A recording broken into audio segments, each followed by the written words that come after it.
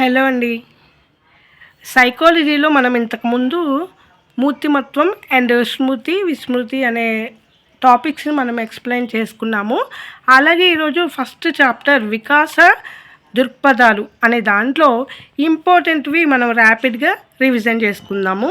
అసలు పెరుగుదల, వికాసం, పరిపక్వత అంటే ఏంటి అనేది మనకి ముందు తెలిసి ఉంటే ఈ చాప్టర్లో ఉన్న అన్నీ కూడా మనం ఈజీగా నేర్చేసుకోవచ్చు. పెరుగుదల శారీరక లక్షణాల అవయవాల అభివృద్ధిని మాత్రమే మనం ఏమంటాము? పెరుగుదల అంటాము. ఎత్తు, బరువుని మాత్రమే పెరుగుదల అంటాము. వికాసం అంటే ఏంటి? శారీరక మార్పులతో మానసిక, సాంఘిక, నైతిక, ఉద్వేగ లక్షణాలతో గుణాత్మక అభివృద్ధిని వికాసం అని అంటారు. వికాసానికి ఫార్ములా F/పరిపక్వత/అభ్యసనం. పరిపక్వత, అభ్యసనం ఉంటేనే వికాసం అనేది జరిగిద్ది. ఓకేనా? నెక్స్ట్, పరిపక్వత అంటే ఏంటి? ఎలాంటి శిక్షణ లేకుండా జన్మత అంటే మన పుట్టుకతోటి సహజ శక్తులు, అనుభవం, శిక్షణ అవసరం లేకుండానే వయసుకు అనుగుణంగా క్రమంగా వచ్చే మార్పే పరిపక్వత. అంటే పిల్లవాడు బోర్ల పడటం, తర్వాత కూర్చోవడం, తర్వాత పాకడం, ఇలాంటివన్నీ ఏంటి? సహజంగా జరిగే పరిపక్వత అన్నమాట. సహజంగా ఎలాంటి శిక్షణ లేకుండా జరిగితే పరిపక్వత. అయితే ఇక్కడ మనం అర్థం చేసుకోవాల్సింది ఏంటంటే పెరుగుదల, పరిపక్వత అనేది ఎలాంటి అభ్యసనం అనేది అవసరం లేదు. బట్ వికాసానికి అభ్యసన ఉండాలి, ఆ అభ్యసనకు కావాల్సినంత పరిపక్వత కూడా ఉండాలి.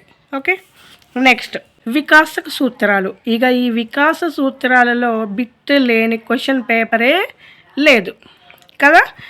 ఒక్కొక్క దానికి ఒక్కొక్క ఎగ్జాంపుల్ చెప్పుకుంటూ వెళ్ళిపోదాం. వికాసం అవిచ్ఛిన్నం, నిరంతరం. వికాసం అవిచ్ఛిన్నంగా పుట్టుక దగ్గర నుంచి మరణం వరకు కూడా సాగుతూనే ఉంటుందన్నమాట. నెక్స్ట్, వికాసం క్రమానుగతం, ఖచ్చిత నమూనా అని అంటాము. అంటే ఒక క్రమ పద్ధతిలో జరిగేదన్నమాట. ఒక క్రమ పద్ధతిలో అంటే ఏంటి?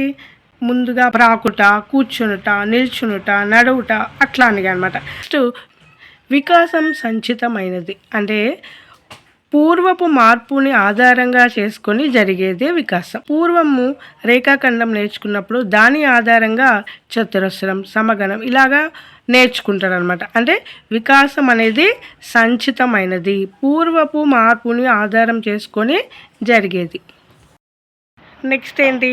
వికాసం అన్ని దశలలో ఒకే విధంగా ఉండవు. అసమాన వికాసం అంటే ఎప్పుడు కూడా వికాసం అనేది ఒకేలాగా ఉండదన్నమాట. నెక్స్ట్, వికాసం ఖచ్చితమైన దిశను అనుసరిస్తుంది, రెండు నిర్దేశ పోకడలను అనుసరిస్తుంది. ఏంటి అవి? శిరపాదాభిముఖ సూత్రం, సమీప దూరస్థ నియమం. శిరపాదాభిముఖ సూత్రం అంటే ఏంటి? శిరస్సు నుండి పాదాల వరకు వికాసం అనేది జరగటం. అలాగే సమీప దూరస్థ అంటే మనకి లెఫ్ట్ హ్యాండ్ నుంచి రైట్ హ్యాండ్కి, లేకపోతే రైట్ నుండి లెఫ్ట్కి అడ్డంగా అనమాట. ముందు శిశువు ఏదైనా ఒక వస్తువును పట్టుకున్నప్పుడు భుజాలు, మోచేతులు ఉపయోగించిన తర్వాత ఈ యొక్క ఫింగర్స్ని, చేతి వేలను ఉపయోగిస్తాడనమాట. సో అందుకని సమీప దూరస్థ అంటే ఈ హ్యాండ్ నుండి ఈ హ్యాండ్ వరకు జరగడం అనమాట. శిరపాదాభిముఖ, సమీప దూరస్థ నియమం. నెక్స్ట్, వికాసం సాధారణ ప్రతిస్పందన నుండి నిర్దిష్ట ప్రతిస్పందనలు కొనసాగుతుంది. ఫస్ట్ వికాసం ఈజీ టు హార్డ్ అనమాట. ఎలాగా అంటే శిశువు మొదట ఇందాక మనం చెప్పుకున్నాం కదా, ఫస్ట్ చేతి మొత్తాన్ని ఉపయోగించిన తర్వాతనే ఫింగర్స్ తోటి పట్టుకుంటారు అనమాట. సో అది సాధారణ నుండి నిర్దిష్టం వైపుకు వెళ్ళడం అన్నమాట. నెక్స్ట్, వికాసంలో వైయక్తిక భేదాలు ఉంటాయని అందరికీ తెలుసు. వికాసం ప్రాగుక్తీకరించవచ్చు అంటే వికాసాన్ని అంచనా వేయవచ్చు అన్నమాట. నెక్స్ట్, వికాసం ఏకీకృత మొత్తంగా కొనసాగుతుంది, వివిధ వికాసాల పరస్పర సంబంధంగా కొనసాగుతుంది. వికాసాలు అనేవి ఎప్పుడూ కూడా పరస్పర సంబంధాన్ని కలిగి ఉంటాయి, అంటే ఒకదానిపై ఒకటి ఆధారపడతాయి. ఎలాగా అంటే చలన వికాసం, సామాజిక వికాసం, ఉద్వేగ వికాసం, సంజ్ఞానాత్మక వికాసం, నైతిక వికాసం ఇలాగా ఒకదాని మీద ఒకటి ఆధారపడి జరుగుతాయి అన్నమాట. అంతే. ఇక్కడతోటి మనకి వికాసంలో ఉన్న సూత్రాలు అయిపోయినాయి. నెక్స్ట్, వ్యక్తి కొన్ని శారీరక లక్షణాలను ఆనువంశికత ద్వారా పొందితే మూర్తిమత్వ లక్షణాలను మాత్రం ఆనువంశికత పరిసరాల రెండిటి వలన పొందుతారన్నమాట. ఆనువంశికత ఫలదీకరణ సమయంలోనే నిర్ణయించబడుతుంది. పురుష శుక్రకణం, స్త్రీ అండము రెండు కూడా కలిసినాక ఏర్పడేదే సంయుక్త బీజము, అంటే జైగోట్ ఫార్మేషన్ అయింది అనమాట. ఇంగ్లీష్లో స్పర్మ్ ఓవము కలిసినప్పుడు ఫర్టిలైజేషన్ అనేది జరిగిద్ది. సో దాన్నే జైగోట్ అని అంటాం, తెలుగులో సంయుక్త బీజం అని అంటాము. అయితే ఇక్కడ మనకి ఫలదీకరణం వల్ల ఏర్పడిన ఈ సంయుక్త బీజం అంటే జైగోట్కి ఒక పాక్షిక ద్రావం అనేది ఉంటుంది. ఏంటిదంటే అది సైటోప్లాజం. ఈ సైటోప్లాజంలో జైగోట్ అనేది ఉంటుంది అన్నమాట. ఓకేనా. అప్పుడు ఫలదీకరణ సమయంలో 3 లక్షణాలు నిర్ణయించబడతాయి. ఒకటి ఏంటంటే శిశువుల సంఖ్య అనేది ఆ టైంలోనే నిర్ధారణ అవుతుంది. అండ్ లింగ నిర్ధారణ అంటే అమ్మాయా అబ్బాయా అని. నెక్స్ట్ ఆనువంశిక లక్షణాలు. ఓకేనా. ఇవన్నీ కూడా ఫలదీకరణ సమయంలోనే జైగోట్ ఫార్మేషన్ అయినప్పుడు తెలిసిపోద్ది. ఈ జైగోట్ కేంద్రకంలో 23 క్రోమోజోములు అనే జతలు అనేవి ఉంటాయి. ఈ 23 క్రోమోజోములు అంటే మొత్తం తల్లి నుండి 23, తండ్రి నుండి 23, టోటల్గా 46 క్రోమోజోములు అనేవి కేంద్రకంలో ఉంటాయన్నమాట. 23 జతల క్రోమోజోమ్స్ అని అనొచ్చు.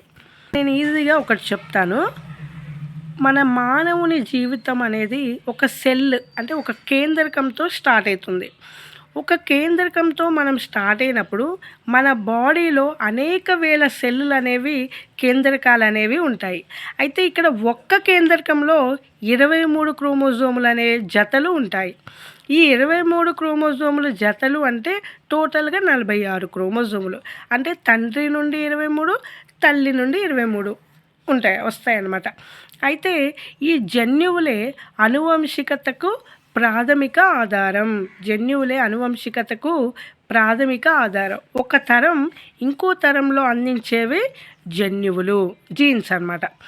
సో చాలా జన్యువులు కలిసి పనిచేయడం ద్వారా బహుజనత్వం అని అంటారు. ఇప్పుడు నేను చెప్పా కదా, మానవుని శరీరంలో అనేక వేల జన్యువులు అనేవి ఉంటాయి. సో ఇలాగ అన్ని జన్యువులు కలిసి పనిచేయడాన్ని జన్యత్వం అని అంటారు. ఓకేనా. అయితే ఇక్కడ మనకి డిఎన్ఏ, ఆర్ఎన్ఏ అని అంటారు. డిఎన్ఏ అంటే వారసత్వంగా వస్తుంది. ఎవరైనా నా పిల్లవాడు కాదు అని అంటే ఏమంటారు, డిఎన్ఏ టెస్ట్ చేయండి అంటారు. అప్పుడు తెలిసిపోద్ది వాళ్ళ అబ్బాయ కాదా అనేది తెలిసిద్ది. సో ఈ డిఎన్ఏ అనేది ఎలా వస్తుంది, వారసత్వంగా వస్తుంది. ఈ ఆర్ఎన్ఏ వలన ఏమవుతుందంటే పిల్లలకు తల్లిదండ్రుల యొక్క జెనెటిక్ కోడ్ను చేరవేయడంలో సహాయం చేస్తాయన్నమాట. జెనెటిక్ కోడ్ ఆర్ఎన్ఏ ద్వారా వస్తాయి. అయితే మనం ఇందాక ఏం చెప్పుకున్నాం, 23 జతల క్రోమోజోములు ఉంటాయి ఒక కేంద్రకంలో అని చెప్పాము. టోటల్గా 46 అని చెప్పుకున్నాం కదా. సో ఇందులో 22 జతలు ఒకదానితో ఒకటి సరిపోలి ఉంటాయి. అయితే ఈ 23వ క్రోమోజోమ్ ఏమవుతుందంటే దాని ద్వారా లింగం అనేది నిర్ణయించబడుతుంది. 23వ క్రోమోజోమ్ ద్వారా అమ్మాయా అబ్బాయి అనేది తెలుస్తుంది. ఓకే. ఈ జతను లైంగిక క్రోమోజోములు అని అంటారు. ఈ జతను ఏమంటారు, లైంగిక క్రోమోజోములు. నెక్స్ట్ తల్లి నుండి ఏమొస్తాయి, ఎక్స్ క్రోమోజోమ్ వస్తుంది. తండ్రి నుండి ఎక్స్, వై రెండు కూడా తండ్రి నుండే వస్తుంది. తల్లి నుండి మాత్రం ఎక్స్ ఒక్కటే వస్తుంది. అయితే ఇక్కడ ఇంకొకటి ఏంటంటే 2 అండాలు ఒకేసారి ఫలదీకరణం జరిగితే విజాతి విరూప కవలలు అంటారు.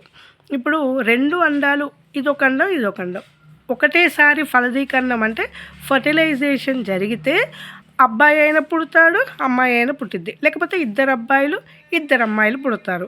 కానీ సజాతి స్వరూప కవలల్లో ఒక అండమే విడుదలవుతుంది. ఈ ఒక్క అండం 2గా విభజింపబడుతుంది. అప్పుడు ఏమవుతుందంటే ఇంకా అమ్మాయి అబ్బాయి అనేది పుట్టరు. పుడితే 2 అమ్మాయిలు, పుడితే 2 అబ్బాయిలు మాత్రమే పుడతారు. అందుకే దీన్ని స్వరూప కవలలు, సజాతి కవలలు అంటాం. ఇక్కడ ఓన్లీ ఒక్క అండం 2గా డివైడ్ అవుతుంది. ఇక్కడ 2 కూడా వేరువేరుగా వస్తాయి. ఓకే. ఇక్కడ మనకి ఆనువంశిక నియమాలు ఉన్నాయి.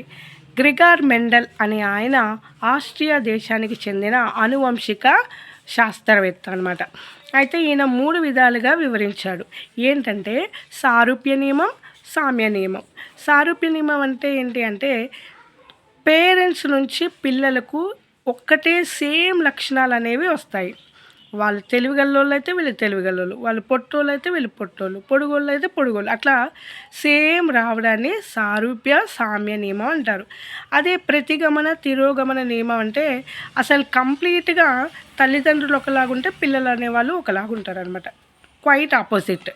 నెక్స్ట్ వైవిధ్య నియమం. వైవిధ్య నియమంలో కొన్ని సారూప్యంగా ఉంటాయి, కొన్ని ప్రతిగమన తిరోగమన లాగా ఉంటాయి అన్నమాట. అంటే కొన్ని ఏమో తల్లిదండ్రుల నుంచి వస్తాయి, కొన్ని ఏమో పూర్వీకుల నుంచి వస్తాయి. దాన్నే వైవిధ్య నియమం అని అంటారు. ఆనువంశికత మీద ఎవరు ప్రయోగాలు చేసింది? గ్రెగర్ మెండల్, ఆస్ట్రియా దేశానికి చెందిన శాస్త్రవేత్త.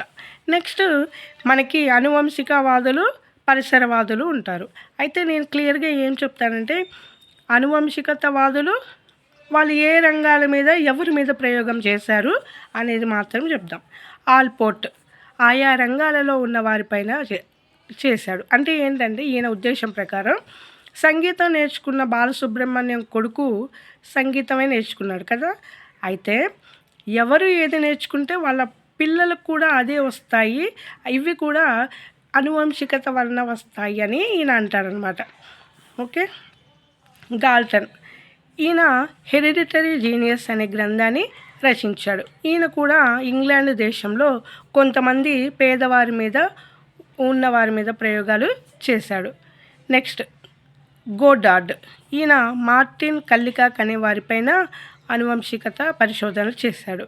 డగ్డేల్ అవినీతి జూక్స్. డబ్ల్యూహెచ్ ఫ్రీమన్ కవలలు అన్నదమ్ములు. పియర్సన్ డార్విన్ అనే కుటుంబం పైన. విన్విష్ ఎడ్వర్డ్ అనే కుటుంబం పైన. కెల్లాగ్ దంపతులు వీళ్ళు డొనాల్డ్ మానవ సంతతికి చెందింది. గువా చింపాంజీ శిశువు మీద ఆనువంశికత యొక్క ప్రయోగాలు చేశారనమాట. నెక్స్ట్ పరిసరవాదులు చూద్దాము. వాట్సన్ ఏంటి?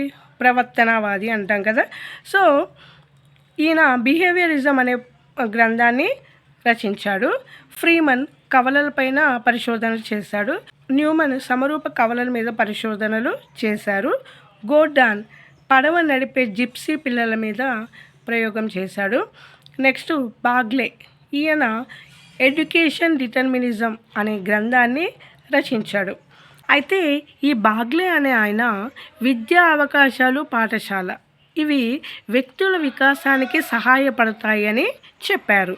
నెక్స్ట్ స్కోడాక్ అనేవారు పెంపుడు తల్లుల మీద ప్రయోగాలు చేశారు. సో వీళ్ళంతా పరిసరవాదులు. నెక్స్ట్ మానవ వికాస దశలు చూద్దాము. ఈ మానవ వికాస దశలు అమెరికాకు చెందిన ఎలిజబెత్ హర్లాక్ అనే ఈమె రచించిన గ్రంథం డెవలప్మెంటల్ సైకాలజీ. ఎక్కువగా మానసిక వికలాంగులపైన ఈమె పరిశోధనలు చేశారు. అయితే జనన పూర్వం అంటే ఫలదీకరణం నుంచి పుట్టుక వరకు ఉన్నదాన్ని మనం ఏమంటాం? జనన పూర్వ దశ అని అంటాం. నెక్స్ట్ నవజాత శిశువు పుట్టినప్పటి నుండి 2 వారాల వరకు నవజాత శిశువు అంటాం. శైశవ దశ 2 వారాల నుంచి 2 సంవత్సరాల వరకు. నెక్స్ట్ పూర్వ బాల్య దశ 2 సంవత్సరాల నుండి 6 సంవత్సరాల వరకు. ఉత్తర బాల్య దశ 6 సంవత్సరాల నుండి 10 లేదా 12 సంవత్సరాల వరకు. యవ్వనారంభ దశ 10 లేదా 12 నుండి 13-14 సంవత్సరాల వరకు. కౌమర దశ 13 లేదా 14 నుండి 18 సంవత్సరాల వరకు. పూర్వ వయోజన దశ 18 నుండి 40 సంవత్సరాలు. మధ్య వయోజన దశ 40 నుండి 60 సంవత్సరాలు. వృద్ధాప్య దశ 60 సంవత్సరాల పైబడిన వారు. అయితే ఫస్ట్ది ఏంటి? జనన పూర్వ దశలో 3 ఉన్నాయన్నమాట. ఏమేంటి ఉన్నాయి? పుట్టక ముందు బీజ దశ, పిండ దశ, భ్రూణ దశ. అయితే బీజ దశ అంటే గుండు సూది మొనపోలి ఉంటుంది, అప్పుడే స్టార్ట్ అనమాట. గుండు సూది మొనపోలి ఉంటుంది యొక్క జైగోటు పరిమాణం అనమాట. నెక్స్ట్ జరాయువు, నాభిరుజ్జువు, ఆమ్నియాటిక్ అనేవి ఉంటాయి. ఈ జరాయువు నాభిరుచువు ఆమ్నియోటిక్ సంచిగా మారి లోపల పొర పిండంగా మారిపోతుంది అనమాట. నెక్స్ట్ పిండ దశ అంటే 2 వారాల నుంచి 2 నెలల వరకు పిండమని అంటాం. 2 నెలల వరకు పిండమని అంటాం. ఈ దశలో ఏమైతాయంటే ఈ 3 కూడా జరాయువు నాభిరుచువు ఆమ్నియోటిక్ ఫ్లూయిడ్ ఇవన్నీ కూడా ఏమైతాయంటే బాగా అభివృద్ధి చెంది పిండానికి కావాల్సిన ఆహారాన్ని అన్నిటిని కూడా అందిస్తాయి. నెక్స్ట్ భ్రూణ దశ. భ్రూణ దశ అంటే 2 నెలల నుండి శిశువు జన్మించే వరకు కూడా భ్రూణ దశ అని అంటాము. నెక్స్ట్ నవజాత శిశువు జ్ఞానేంద్రియ వికాసం. ఇది చాలా ఇంపార్టెంట్. మొదటి ఉద్వేగం ఏంటంటే ఉత్తేజం. శిశువు యొక్క మొదటి ఉద్వేగం ఏంటి? ఉత్తేజం. ఇవి ఇంపార్టెంట్ అండి. స్పర్శ, రుచి, వాసన, వినికిడి, దృష్టి అనేవి ఈ యొక్క శిశువుకు ఎప్పటి నుంచి వస్తాయి అనేవి ఉన్నాయి. స్పర్శ 8వ నెల నుండే, అంటే తల్లి కడుపులో 8వ నెల నుండే స్పర్శను గుర్తిస్తాడు అంట. ఓకే, అందుకే ఇది ఏ ప్లేస్లో ఉంది? ఫస్ట్ ప్లేస్లో ఉంది. వీటి యొక్క ఆర్డర్ అనేది మనల్ని అడుగుతారు, ఖచ్చితంగా ఇవి గుర్తుపెట్టుకోవాలి. ఫస్ట్ ప్లేస్లో స్పర్శ. ఇది 8వ నెల నుండే స్పర్శను కలిగి ఉంటాడు తల్లి గర్భంలో. నెక్స్ట్ రుచి అంటే ఫస్ట్ ఆహారము పులుపు చేదు మధ్య తేడాను గుర్తిస్తాడు. ఫస్ట్ ఆహారంలో పులుపు చేదుకు మధ్య తేడాను గుర్తిస్తాడు. తల్లి గర్భంలో 13-15 వారాల శిశువులో పెద్దవారి వలె రుచి మొగ్గలు నాలుకపై ఉంటాయి. ఎప్పుడు 13-15 వారాలు తల్లి గర్భంలో ఉన్నప్పుడు పెద్దవారి వలె రుచి మొగ్గలు అనేవి వస్తాయంట నాలుక మీద. అప్పుడు అది సెకండ్ ప్లేస్లో ఉంది. నెక్స్ట్ వాసన.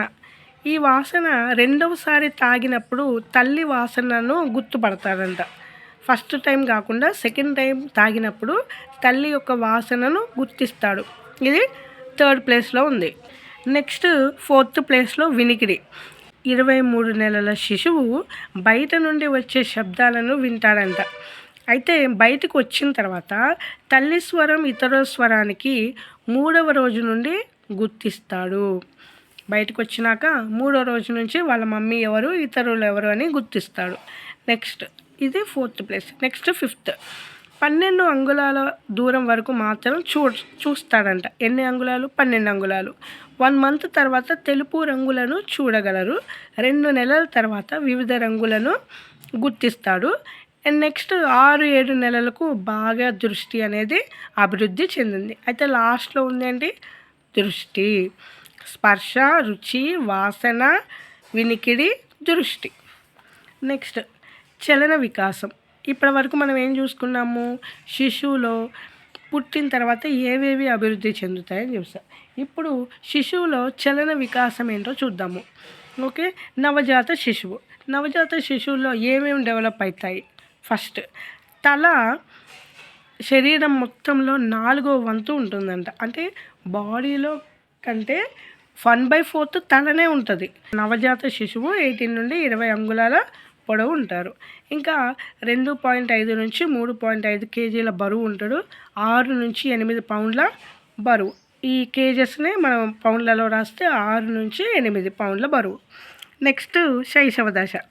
నవజాత శిశువు అంటే ఏమని చెప్పుకున్నాం మనం? పుట్టుక నుంచి 2 వారాల వరకు. ఇప్పుడు శైశవ దశలో. శైశవ దశ అంటే ఏంటి? 2 వారాల నుండి 2 సంవత్సరాల వరకు. 6 నెలల్లో 4 నుండి 6 అంగుళాల పొడవు పెరుగుతాడు. 2 సంవత్సరాల్లో 3 నుండి 4 అంగుళాల పొడవు పెరుగుతాడు. తర్వాత బోర్ల పడటం శిశువు యొక్క మొదటి చలనం. చలనంలో మొదటిది ఏంటి అంటే బోర్ల పడటం. అదే ఉద్వేగాలలో మొదటిది ఏంటి అంటే ఉత్తేజం. గుర్తుపెట్టుకోండి. నెక్స్ట్ శిశువు బరువు ఎత్తు కంటే వేగంగా జరిగి దశ అన్నమాట. శిశువు ఎక్కడ వేగంగా ఎత్తు జరిగిద్ది అంటే శైశవ దశ. అదే బాగా ఎక్కడ అభివృద్ధి జరిగిద్ది అంటే కౌమార దశ. ఓకేనా? నెక్స్ట్ 12 కేజీల బరువు ఉంటాడు. 6 నుంచి 8 నెలల్లో ఫస్ట్ మొదటి పన్ను అనేది వస్తుంది. తర్వాత సంవత్సరానికి 4 నుండి 6 దంతాలు వస్తాయి. 6 నుండి 8కి 1 పన్ను, సంవత్సరం మొత్తంలో 4 నుండి 6 దంతాలు వస్తాయి. నెక్స్ట్ అది అయిపోయాక పూర్వ బాల్య దశ. ఈ పూర్వ బాల్య దశ ఎక్కడి నుంచి స్టార్ట్ అవుతుంది? ఇది 2 సంవత్సరాల నుండి 6 సంవత్సరాల వరకు. శారీరక వికాసం నిదానంగా జరిగిద్ది అనమాట ఇక్కడ. ఎందుకంటే ఇక్కడ జరిగాక ఇక్కడ ఆగిపోద్ది. తర్వాత బరువు ఎక్కువగా ఇక్కడ పెరుగుతాడు. దూకడం, దుమకడం, పరిగెత్తడం ఇవన్నీ చేస్తాడు. మొండెం ఇక్కడ దీర్ఘచతురస్రాకారంగా, సన్నగా, పొడవుగా తయారవుతుంది. ఇక్కడ వచ్చేసరికి 20 పాలదంతాలు వస్తాయి. ఓకేనా? ఇక్కడేమో ఒక పన్ను, సంవత్సరానికి 4-6 పనులు. ఇక్కడ వచ్చేసరికి 20 పళ్ళు. ఉత్తర బాల్య దశకు వచ్చేసరికి శాశ్వత దంతాలు వస్తాయి. ఈ ఉత్తర బాల్య దశ 6 నుండి 10 లేదా 12 సంవత్సరాల వరకు ఉంటుంది. అయితే ఇక్కడ మనం గుర్తుపెట్టుకోవాల్సింది 2: స్థూల కండర నైపుణ్యం, సూక్ష్మ కండర నైపుణ్యం అనేది గుర్తుపెట్టుకోవాలి. స్థూల కండర నైపుణ్యం అంటే పెద్ద పెద్ద కండరాల సహాయంతో ఆ బాబు చేస్తాడనమాట. ఏంటి? డ్యాన్స్ చేస్తాడు, కరాటే చేస్తాడు, స్కిప్పింగ్ చేస్తాడు, ఇట్లాంటివి చేస్తాడు. సూక్ష్మ కండర నైపుణ్యం అంటే చిన్న చిన్నవి, రాయడం, బొమ్మలు వేయడం, అల్లికలు, ఇలాంటివన్నీ కూడా సూక్ష్మ కండర నైపుణ్యం కిందకి వస్తాయి. సో ఇది ఉత్తర బాల్య దశ. నెక్స్ట్ యవ్వనారంభ దశ 10 నుండి 12 లేదా 13 నుండి 14 సంవత్సరాల వరకు. ఈ యవ్వనారంభ దశనే ఏమంటారంటే ఓవర్లాపింగ్ ఏజ్ అని అంటారు. అతివ్యాప్త దశ అంటారు దీన్నే. ప్యూబర్టీ అని అంటారు. అంటే ఏంటి? యవ్వనానికి వచ్చినప్పుడు ప్యూబర్టీ ఏజ్ అని అంటారు ఇంగ్లీష్లో. సో ఈ ప్యూబర్టీ అనే పదం ప్యూబరిటాస్ అనే లాటిన్ పదం నుండి వచ్చింది. ప్యూబరిటాస్ అనగా పురుషత్వపు వయసు, మగాడు కావడం అని అర్థం. యవ్వనారంభ దశ అనేది లైంగిక భాగాలు పరిపక్వత చెంది పునరుత్పత్తి సామర్థ్యాన్ని చేరుకునే దశ అని చెప్పింది ఎవరంటే రూట్. ఓకేనా? రూట్ అని ఆయన చెప్పారు. నెక్స్ట్ యవ్వనారంభ దశ తర్వాత ఏంటి? కౌమార దశ. ఇది 13 నుండి 14 నుండి 18 సంవత్సరాల వరకు ఉండే దశ. అయితే అడోలసెన్స్ ఏజ్ అని అంటారు. ఇందాకలేమో ప్యూబర్టీ, ఇక్కడేమో అడోలసరీ. ఈ అడోలసెన్స్ అనే దాన్ని అడోలసరీ అనే లాటిన్ పదం నుండి వచ్చింది. దీనినే కిషోర ప్రాయ వయస్సు అని అంటారు. ఇది ఎక్కువగా ఒత్తిడి, ప్రయాస, కలత, జగడాలతో కూడుకున్న దశ అని చెప్పింది స్టాన్లీ హాల్. ఇప్పుడు మనం చలన వికాసం అయిపోయింది కదా. ఇప్పుడు అదే శిశువులో సాంఘిక వికాసం చూద్దాం. ఇతర వ్యక్తులతో కలిసి జీవించాలనే కోరిక ఇక్కడ స్టార్ట్ అవుతుందన్నమాట. ఆ కోరికనే ఏమంటారంటే యూదా జీవనం అని అంటారు. ఇతరులతో కలిసి ఆడుకోవాలి, ఉండాలి అనేది యూదా జీవనం అని అంటారు. స్వయంగా సమర్థవంతంగా అనేది ఒక సెంటెన్స్లో వస్తే దాన్నే సాంఘిక వికాసం అని అంటే సోరెన్సన్ అని మనం పెట్టాలి. స్వయంగా సమర్థవంతంగా అనేవి కీవర్డ్స్ నేను రాసుకున్నా. నెక్స్ట్ సాంఘిక సంబంధాలలో పరిపక్వత అన్నది ఎవరు అంటే ఎలిజబెత్ హార్లాక్ అనే ఆమె. నెక్స్ట్ ఇక్కడ సాంఘిక వికాసంలో శైశవ దశ నుంచి ఇచ్చారు. 2 వారాల నుంచి 2 సంవత్సరాల వరకు వారిలో సాంఘిక వికాసాలు ఎలా ఉంటాయి. ఫస్ట్ మనం ఏం చెప్పుకున్నాం? ఉద్వేగం, ఉత్తేజం. అదే చలనంలో బోర్ల పడటం. ఓకే. సాంఘిక వికాసం ప్రారంభం 2 నుండి 3 నెలల్లో తల్లిని గుర్తుపట్టి లాలన పోషణకు స్పందించడం అక్కడనే స్టార్ట్ అవుతుంది అనమాట. 2-3 నెలల్లో తల్లిని గుర్తుపట్టడమే సాంఘిక వికాసంలో మొదటిది. 6 నుండి 7 నెలల బాబు వేరే వాళ్ళని చూసి ఏడుస్తాడు. సో ఇది ఇంకొకటి. నెక్స్ట్ 18 నెలలకు కోపం అనేది ప్రదర్శిస్తాడు. ఓకే. ఏమైనా బొమ్మ తీసుకుంటే అరవడం ఇట్లాంటివి చేస్తాడు. 2 ఇయర్స్కి కృత్యాలు చేస్తాడు. అంటే స్వయంగా తినడం కానీ, స్వయంగా బట్టలు వేసుకోవడం, రాయడము ఇలాంటివి చేస్తాడనమాట. ఓకే. మెయిన్ శైశవ దశలో ఏకాంత క్రీడలు అనేవి ఆడతారు. నెక్స్ట్ పూర్వ బాల్య దశ. ఇది 2 నుండి 6 సంవత్సరాల వరకు పూర్వ బాల్య దశ అంటాము. పూర్వముఠా దశ పూర్వ బాల్య దశలో వస్తుందన్నమాట. సమాంతర క్రీడలు, సంసర్గ క్రీడలు, సహకార క్రీడలు అనేవి మనకి పూర్వ బాల్య దశలో వస్తాయి. సమాంతర క్రీడలు అంటే 2 నుండి 3 సంవత్సరాల పిల్లలు సమాంతర క్రీడలు ఆడతారు. అంటే స్వతంత్రంగా ఎవరికి వారే ఆడుకునే ఆటలను ఇతరుల ఆటలను ఆడుకోవడానికి ప్రయత్నిస్తారు. ఓకే. స్వతంత్రంగా ఎవరికి వారే ఆడుకుంటారు, వేరే వారిలాగా ఆడటానికి ట్రై చేస్తారు. ఇదే సమాంతర క్రీడలు. నెక్స్ట్ సంసర్గ క్రీడలు. ఇది 3 to 4 ఇయర్స్ వరకు ఉంటుంది. సంసర్గ అంటే ఏంటి? ఒక ఆటను పోలిన మరొక ఆటను ఆడుతుంటారు. ఇసుకలో భవంతులు, కోటలు, గుహలు ఇలాంటివి కట్టుకొని నాది ఎలా ఉంది, నీది ఎలా ఉంది అనుకుంటూ పోలిన ఆటలు ఆడుకుంటారు. నెక్స్ట్ వచ్చేసి సంసర్గ క్రీడలు. దీన్నే సాంఘిక క్రీడలు అని అంటారు. ఇది 4 to 5 ఇయర్స్ వరకు ఆడుకునే ఆటలు. సాంఘిక సంబంధాలతో పరస్పరంగా ఆడుకుంటారు. ఒకరికొకరు కలిసిమెలిసి ఆడుకుంటారు. ఇక్కడ carrom boards and board games, chess ఇలాంటివి సహకార క్రీడలు ఆడుకుంటారు. నెక్స్ట్ ఉత్తర బాల్య దశ. ఇక్కడ ముఠా దశ క్రీడలు అనేవి ఆడతారు. మనకి ఉత్తర బాల్య దశ అనగానే ముఠా దశలు అని గుర్తు రావాలి. ఇందాక పూర్వ బాల్య దశ అంటే పూర్వ ముఠా దశ. ఓకే, అయితే ఇందులో ఆ ముఠాకు విధేయులై ఉండడం, ప్రమాణాలకు కట్టుబడి ఉండడం, ఆటలు క్రీడలలో పాల్గొనడం, ఇతరులతో పోటీ పడడం ఇలాంటి లక్షణాలు ఉత్తర బాల్య దశలో ఉంటాయి. అందరూ కలిసిమెలిసి ఆడుకుంటారు. నెక్స్ట్ కౌమర దశ. ఇది 13 to 14 ఇయర్స్ నుండి 18 ఇయర్స్ వరకు ఉండే దశ. ఇక్కడ సమూహాలుగా స్వతంత్రంగా వేషధారణ, జుట్టు తీరు, చేష్టలు ఇవన్నీ కూడా ఒకరిని అనుకరించి చేస్తుంటారు. అండ్ తనకిష్టమైన వారిని ఎవరైనా విమర్శిస్తే అస్సలు ఊరుకోరనమాట. నెక్స్ట్ సాంఘిక వికాసంలో కుటుంబ పాత్ర ఉండేది ఎంత అంటే, కుటుంబం మాత్రమే ఏకైక సాంఘిక వికాసంలో ముఖ్య పాత్ర అని చెప్పింది ప్రాంక్ అనే ఆయన అన్నమాట. నెక్స్ట్ జీవన నైపుణ్యం వికాస కుటుంబం ద్వారానే జరుగుతుంది అని చెప్పింది ఫెలన్ అనే ఆయన.